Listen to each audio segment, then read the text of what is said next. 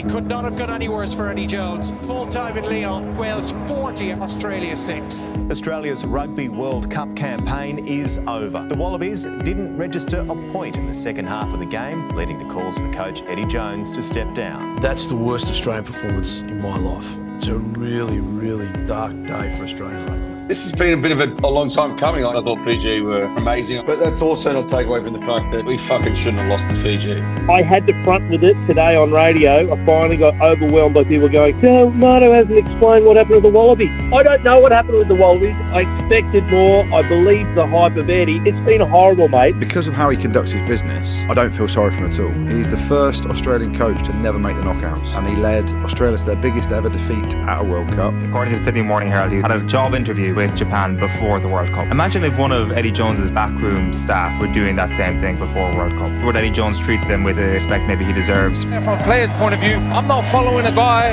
that's sitting having a meeting with another national team days before you're hopping on the plane. Can you give Wallabies fans your absolute 100% commitment that you will not be coach of Japan next year? I'm committed to coach Australia. Next year? I'm committed to coach Australia. That doesn't sound very definitive, Eddie. Thank you. Next question.